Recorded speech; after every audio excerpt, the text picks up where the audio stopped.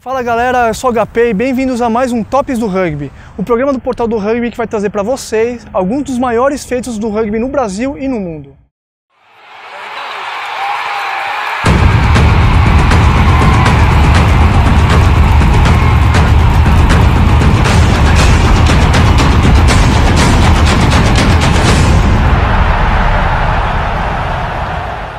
Hoje vamos começar com uma lista que eu espero que fique desatualizada bem rápido.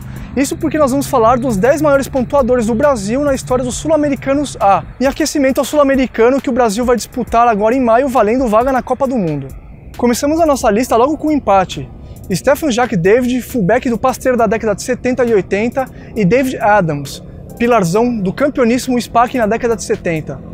Os dois jogadores têm 17 pontos, mas no desempate o David Adams fica um pouco na frente primeiro, porque é pilar e artilheiro merece estátua no sindicato, e também porque fez essa mesma quantidade de pontos em apenas 3 partidas pela seleção. A família Truscott foi referência no SPAC da década de 60. Mesmo tendo registrado apenas 3 participações pelo Brasil, Michael Truscott chega à nossa lista com 18 pontos, sendo que o abertura foi decisivo na última vitória do Brasil sobre os Teros, no Sul-Americano de 64. O primeiro jogador da nossa época chega na 8ª colocação, o Ige.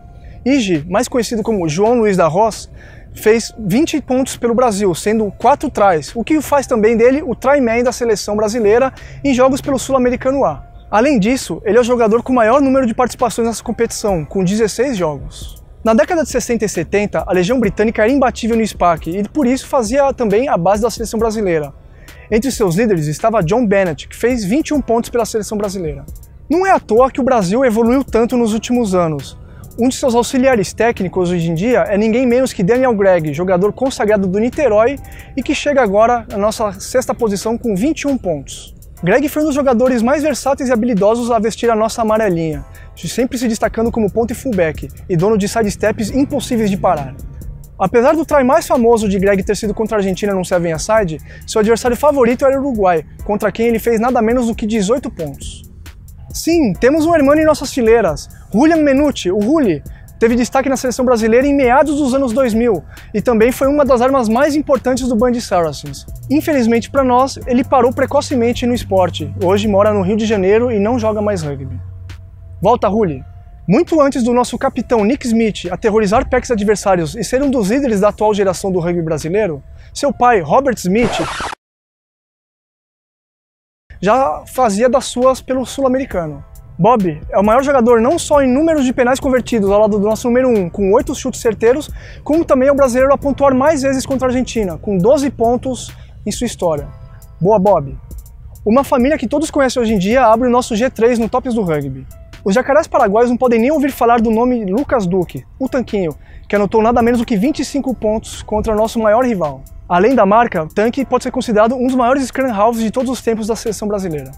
Seguindo os passos do Tanquinho e do seu primogênito, Matheus, que também atua pelo São José, temos o nosso segundo lugar, Moisés Duque. Com o Sul-Americano chegando, Moisés está a apenas 6 pontos do nosso número 1. Ele ainda bate o recorde de ter pontuado em 9 partidas diferentes. Ninguém pontuou em tantos jogos quanto ele. Mas o Moisés ainda passa em branco contra a Argentina em Sul-Americano A. Tá na hora de mudar isso, hein, Moisés? E quem é o nosso número 1 da lista? Para descobrir, vamos ter que voltar um pouco no tempo, atrás de uma das famílias mais tradicionais do rugby brasileiro, os Bishop. Paul, John e Ronald foram os líderes do SPAC copeiro da década de 60 e 70, quando o SPAC levou tudo o que tinha para ganhar. Paul Bishop é o nosso número 1 com 49 pontos, sendo 13 deles entre chutes de conversão e penal. Ganha destaque também por ter realizado isso numa época em que o rugby era completamente amador. E aí, curtiram a lista? Deixe seu comentário aqui embaixo e continue acompanhando essa série com a gente, vai vir muita coisa legal pela frente. Valeu!